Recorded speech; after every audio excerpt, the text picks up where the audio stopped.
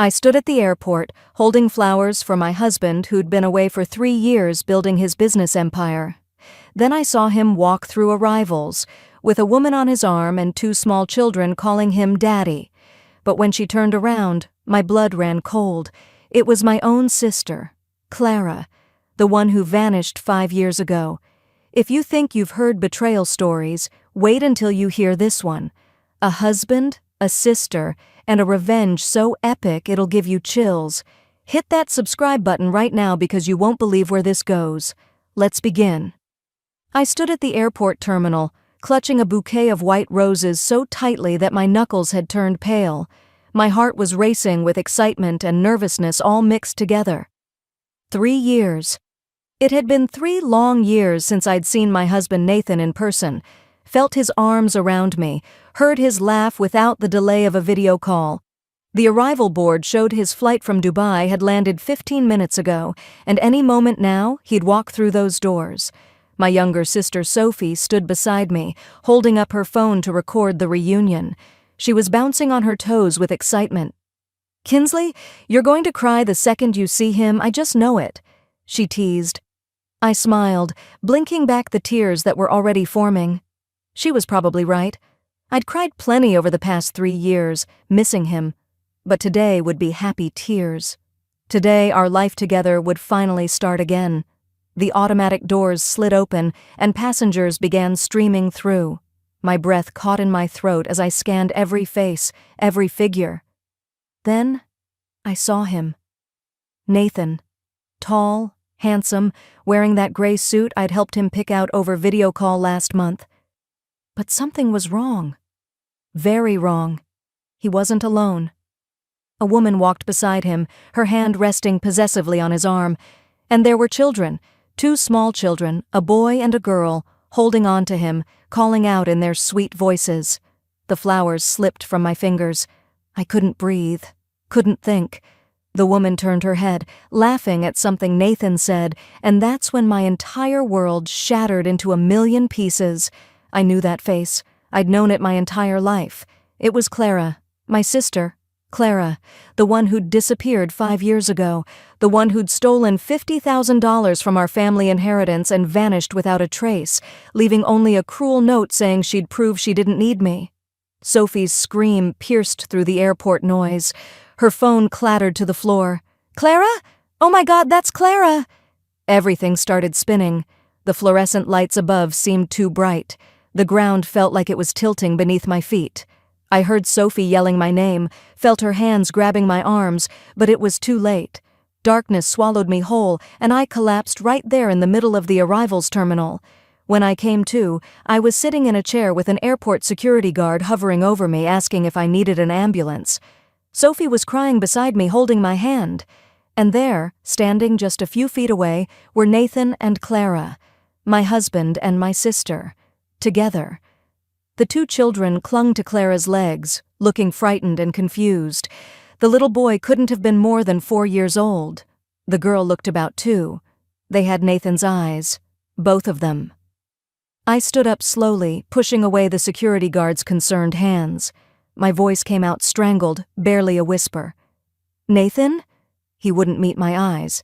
He just stood there, jaw clenched, looking at the floor. But Clara... Oh, Clara had no problem looking at me. She had this smile on her face. This horrible, triumphant smile that made my blood run cold. "Surprised, big sister?" Her voice was exactly as I remembered it, but harder now. Colder. "I told you I'd show you I didn't need you. Looks like I was right." She moved closer to Nathan, wrapping her arm around his waist in a gesture that was clearly meant to wound me. And it did. God, it did. Sophie lunged forward, but I grabbed her arm, holding her back. "How long?" I managed to ask, looking directly at Nathan. "How long has this been going on?" He finally looked up at me, and I saw guilt in his eyes, but not enough. Not nearly enough. "Kinsley, I can explain. It's complicated." 4 years, Clara interrupted, her voice sharp and gleeful. "We've been together for 4 years. Even before he married you, dear sister. Actually, especially before he married you." The airport terminal seemed to tilt again. 4 years. That meant Nathan had been with Clara when he met me, when he courted me, when he proposed, when he stood at that altar and promised to love me forever. It had all been a lie. Every single moment. "You see, Kinsley," Clara continued, clearly enjoying every second of my pain, "Nathan always loved me. You were just convenient. You had the family name, the business connections, the inheritance. But me? I was what he actually wanted." She placed her hand on her stomach, and I noticed for the first time the slight swell there. She was pregnant. Again. These beautiful children are his. DNA doesn't lie. And there's another one on the way. The little boy suddenly spoke up, his tiny voice innocent and unaware of the destruction happening around him. "Papa, why is that lady crying? Is she sick?" Nathan finally found his voice, but his words were like knives. "I'm sorry, Kinsley, I am. But I love her. I always have. We tried to stay apart, we really did. But sometimes you can't fight what's meant to be." Sophie was shaking with rage beside me. "You're disgusting. Both of you." Kinsley raised her. She pointed at Clara accusingly. "When Mom and Dad died, Kinsley gave up everything for us. She worked 3 jobs so we could stay together, so we wouldn't be split up into foster care. She put you through school, Clara. She loved you more than anyone, and this is how you repay her?" Clara's expression didn't change. If anything, her smile grew wider. "That's exactly why I did it, Sophie. I was so tired of being the charity case. Tired of perfect Kinsley sacrificing for poor little Clara, tired of living in her shadow. When Nathan came into our lives, I saw my chance, and I took it. He helped me leave 5 years ago, gave me money to start fresh in Dubai, and while Kinsley was playing the devoted wife, waiting patiently for her husband to come home, we were building a real family, a real life." My mind was racing, piecing together the timeline. The big fight we'd had 5 years ago, right before Clara disappeared. I'd accused her of being irresponsible with money, of not appreciating the sacrifices our family had made. She'd screamed at me, called me controlling and self-righteous. The next morning, she was gone, along with $50,000 from the inheritance account our parents had left us. I'd reported it to the police, but she was an adult. They couldn't force her to come home. And then, just weeks later, Nathan had appeared in my life. He'd been so understanding, so compassionate about my pain over losing my sister. He'd held me while I cried, told me it wasn't my fault, promised that he'd never leave me. We'd gotten married within a year. I'd thought it was fate, thought God had sent me someone to help heal the wound Clara had left. But it had all been planned. Nathan had helped her leave. He'd pursued me deliberately. Our entire relationship was built on lies and manipulation. "The house?" I said suddenly, realization hitting me. "You're going after my parents' house. That's what this is really about." Nathan finally showed some emotion, a flash of anger crossing his face. "It's our house now, Kinsley. Legally, as your husband, I have rights to it, and Clara's children should grow up in a real home, not some apartment in Dubai." My parents' house, the beautiful old Victorian where we'd grown up, where Mom had baked cookies every Sunday, where Dad had taught us to ride bikes in the driveway. It was all I had left of them, and now Nathan was going to take that too. I looked at the children again, these innocent babies who had no idea they were part of something so twisted and cruel. The little girl had Clara's nose, the boy had Nathan's smile. They were beautiful, and they were victims in this too, even if they didn't know it yet. "Come on, Sophie," I said quietly, turning away. "Let's go home." "That's it?" Sophie was incredulous. "You're just going to let them walk away?" I picked up the crushed bouquet of roses from the floor, the petals already wilting and brown. "What else can I do right now? Scream? Fight? Fall apart in front of everyone?" I looked back at Nathan and Clara one last time. They've already won. They just don't know yet what they've actually won. The drive home was silent, except for Sophie's angry muttering and occasional sobs. My phone kept buzzing with calls from Nathan, but I ignored them all. When we pulled into the driveway of my apartment, I saw our grandmother's car parked outside. Sophie must have called her from the airport. Grandma Helen was the only family we had left besides each other now, our last connection to our parents. She was in her 70s but still sharp as a tack.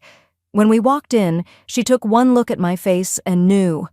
"What did that boy do?" she asked, her voice trembling with fury.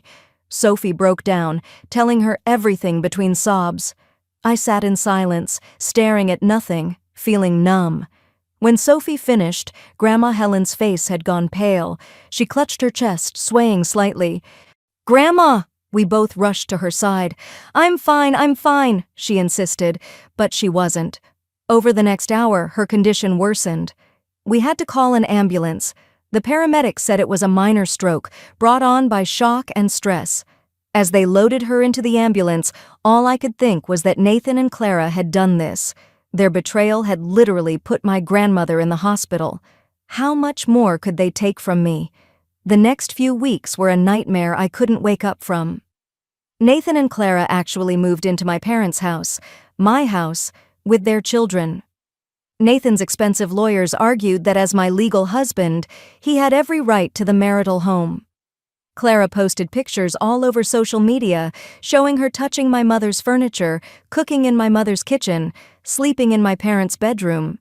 She tagged me in every single photo, making sure I saw how she'd taken over my entire life. My phone exploded with messages from people I knew, asking if it was true, if my husband really had left me for my sister. The gossip spread like wildfire through our social circle. Some people supported me, but others? Others started questioning what I must have done wrong to drive my husband into my sister's arms. One former friend actually commented on Clara's photo, "Well, she is prettier and younger. Can you blame him?" I deleted all my social media apps after that. I couldn't take it anymore. My business started falling apart too. I'd spent years building my interior design firm, creating a reputation for quality and reliability. But now clients were canceling left and right. Some claimed it was because they didn't want to be associated with scandal. Others didn't even bother with an excuse. They just disappeared, taking their deposits and their trust with them. Within a month, I'd lost 60% of my client base. The money dried up fast. Bills piled up. Sophie had to drop out of college to work 2 jobs just to help us keep our small apartment and pay for Grandma's medical bills. I met with a lawyer named Patricia Chen who specialized in family law. She was kind but direct, and what she told me made my situation so much worse. Nathan had been smart, calculating. Years ago, when we'd first gotten married, he'd had me sign a power of attorney for business purposes. I hadn't thought anything of it at the time. I'd trusted him completely. But he'd used that document to access my shares in my father's company, the 30% stake I'd inherited. He'd been systematically selling them off and transferring the money to offshore accounts I had no access to. "The house is more complicated," Patricia explained, spreading documents across her desk. "Technically you inherited it, but because you're married and it wasn't held in a protective trust, he can make a legal claim to it. And the Dubai marriage..." She hesitated. "Clara has a marriage certificate from Dubai. If they can prove he married her there legally, you might be in a bigamy situation, which actually works against both of you. He could face criminal charges, but it also means your marriage might be considered invalid, which affects your property claims." I felt sick. "So I could lose everything?" Patricia nodded slowly. "He's offering you $100,000 to walk away quietly and not fight the divorce. Honestly, Kinsley, if you fight this, it could drag on for years and cost more than you'd win. He has resources you don't. His family is wealthy and connected. They're already painting you as an unstable, vengeful ex-wife. I'm sorry to be blunt, but you're in a very weak position."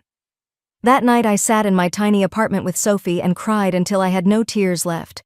Sophie held me, stroking my hair like I used to do for her when she was little and had nightmares. "We'll get through this," she kept saying.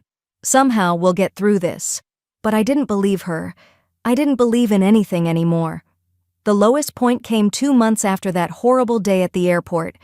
I was walking past an expensive restaurant downtown when I saw them through the window, Nathan and Clara dressed in beautiful clothes, laughing together over champagne and fancy food. They were celebrating something. I stood there on the cold street, pressing my face against the glass like some pathetic stalker, and watched my husband kiss my sister, watched him place his hand on her pregnant belly with such tenderness, watched them toast to their happiness while my whole world burned to ashes. Something broke inside me that night, but it wasn't what you might think. I didn't shatter into more pieces. Instead, something hardened, crystallized. I stopped crying, stopped feeling sorry for myself, stopped being the victim. I went home, looked at myself in the mirror, and made a decision. They'd taken everything from me: my husband, my sister, my home, my business, my dignity. But they'd made one crucial mistake. They'd underestimated me. They thought I was defeated, broken, ready to just disappear. They had no idea who they were really dealing with. I sold every piece of jewelry I owned, including my engagement ring and wedding band.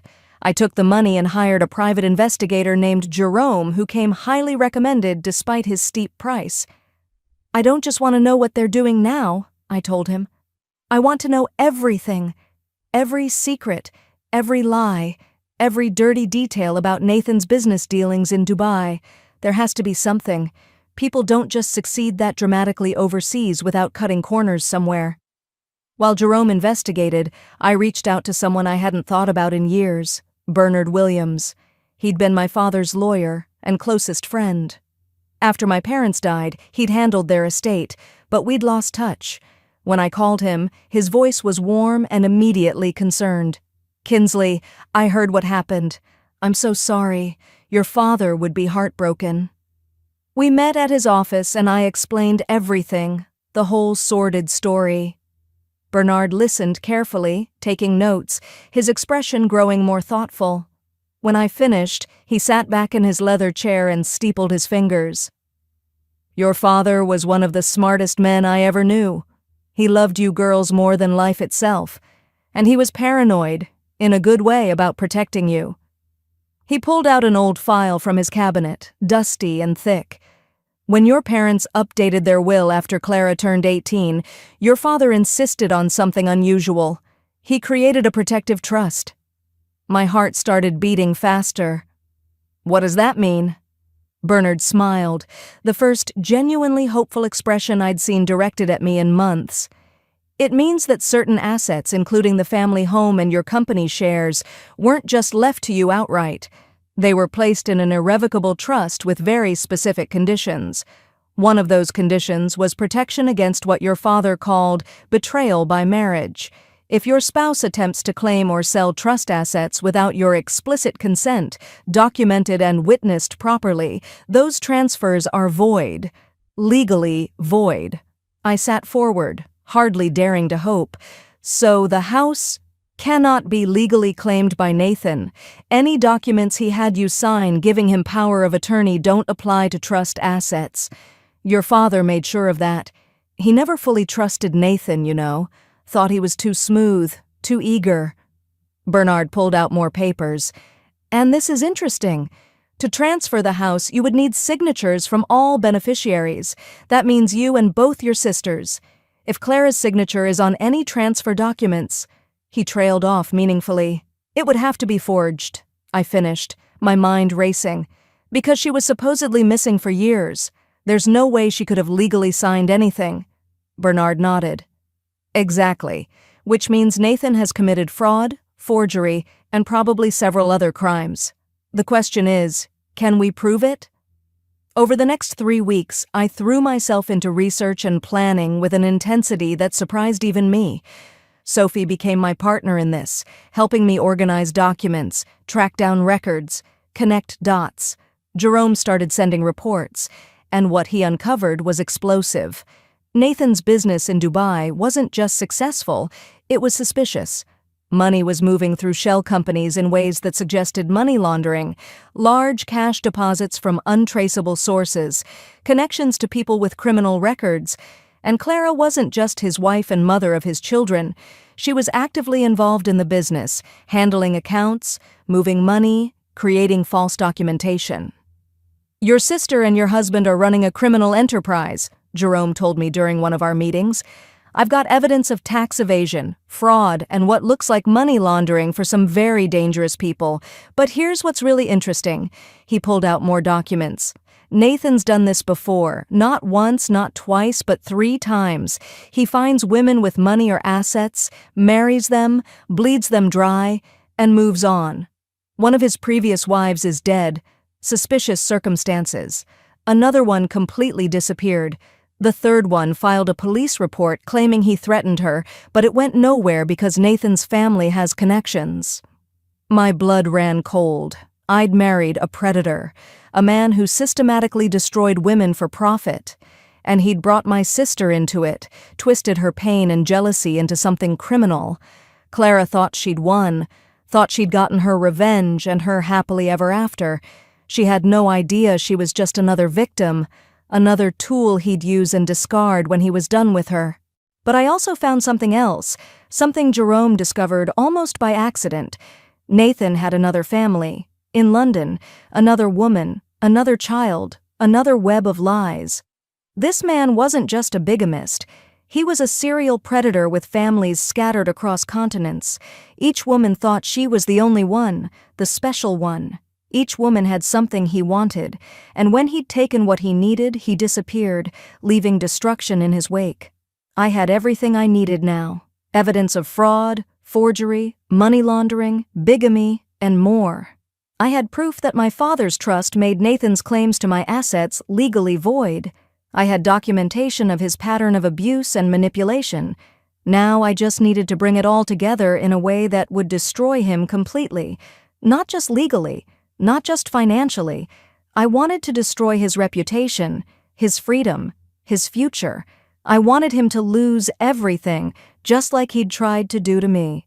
So I planned a dinner party. I sent formal invitations to Nathan, Clara, and Nathan's parents. The message was simple and humble. I want to make peace. I want to discuss terms and move forward. Please come to my apartment for dinner so we can settle this like family. Nathan called me immediately, suspicious. Why now? What changed? I made my voice small, defeated. I'm tired, Nathan. Tired of fighting. Tired of being angry. You've won. I just want to sign the papers and move on with what's left of my life. He believed me because he wanted to believe me, because in his mind, I was already beaten. They all came to dinner the following Friday evening. I'd cooked an elaborate meal, set the table beautifully, even bought expensive wine. Sophie was there too, playing her role perfectly, acting subdued and resigned. Nathan's parents arrived first, his mother immediately launching into a lecture about how I needed to accept reality and stop being bitter. Nathan and Clara arrived together, Clara wearing an expensive dress, her pregnant belly prominent, her hand constantly touching Nathan's arm possessively. We sat down to eat, and I played the perfect hostess. Poured wine, served food, made small talk. Clara couldn't help herself. She started bragging about their life, the trips they'd taken, the expensive things Nathan had bought her, how the children were thriving in their house. Nathan's mother joined in, talking about what beautiful grandchildren they were, how wonderful it was that Nathan had finally found real happiness. I sat through it all with a calm smile, letting them enjoy their victory dinner. When dessert was served, Nathan pulled out a folder of papers. I'm glad you've come to your senses, Kinsley. These documents will finalize the divorce and property transfer. You'll get your $100,000, and we can all move on. He handed me a pen, clearly expecting me to sign right then and there. Instead, I pulled out my own folder, a much thicker one. Before I sign anything, I said pleasantly, I wanted to thank you all, really, because you've taught me so much. I opened the folder and started laying out documents on the table. I learned that trust is a weakness, that family means nothing to some people, that some humans are genuinely evil. I placed down the first set of papers. These are records of shell companies in Dubai, money laundering, tax evasion, fraud. Nathan's face went pale. He reached for the papers, but I moved them away. These, I continued, placing down more documents, are copies of my father's trust documents, the ones that prove you never had legal claim to my house or my company shares, the ones that show every transfer you made was void, Clara's smile had disappeared. She was staring at the papers with growing horror. "And these," I said, my voice growing colder, "are records of your other families, Nathan. The woman in London with your 6-year-old daughter, the previous wives, including the one who died mysteriously and the one who filed a police report against you." Nathan's mother gasped. His father stood up abruptly, his face red with rage. "You did this again? After you promised? After we paid all that money to make the last one go away?" "These are forged signatures," I continued, ignoring the family drama erupting around me. "Clara's signature on property documents from when she was supposedly missing. That's fraud and forgery." Clara started crying, ugly tears streaming down her face. "Nathan, you said this was all legal. You said—" "Shut up!" he snapped at her, but it was too late. I pulled out my phone and pressed a button.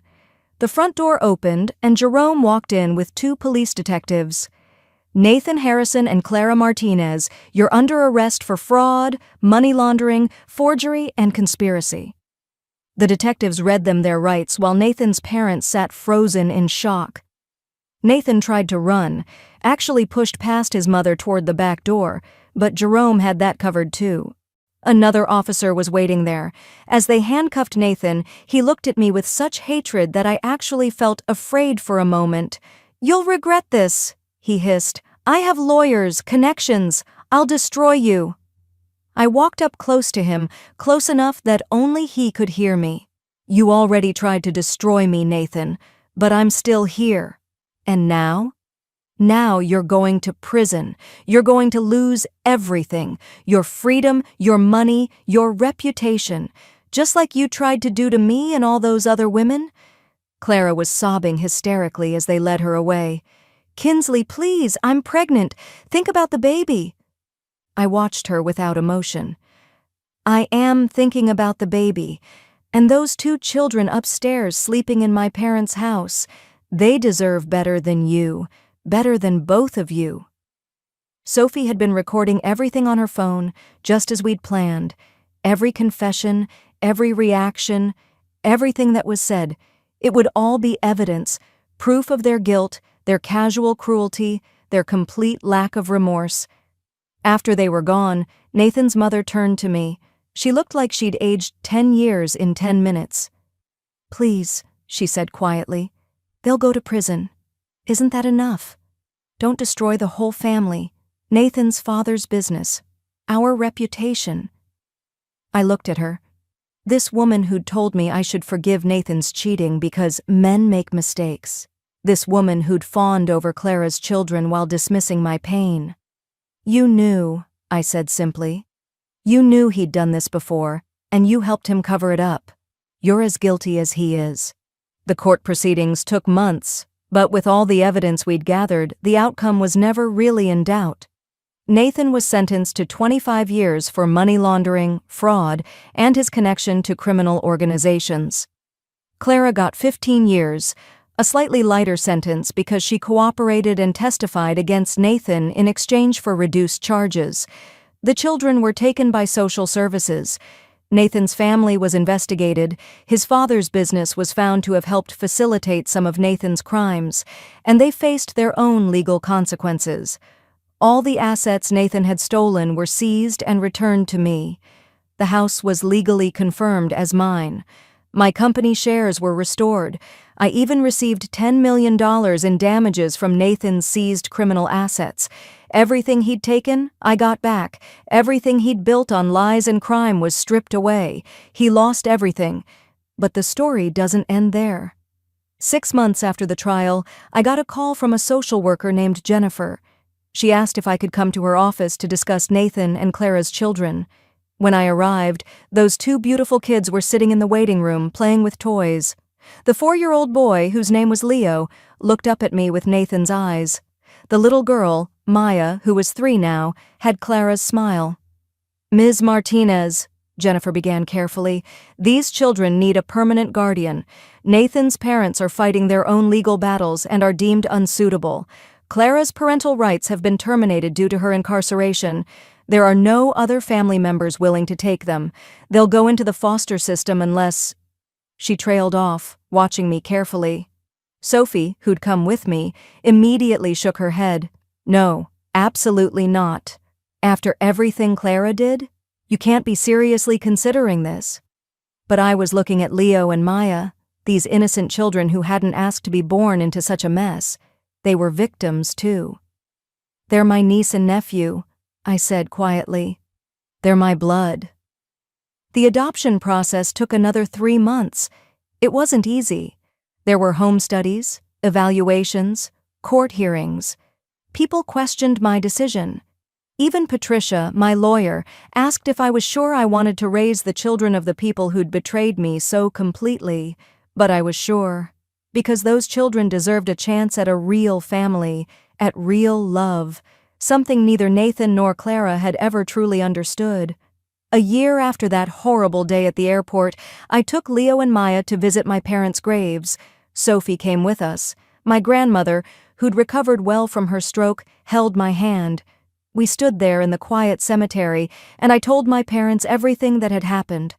I know you're disappointed in Clara, I said softly. I'm disappointed too, but I'm raising her children, and I promise I'll do better than she did.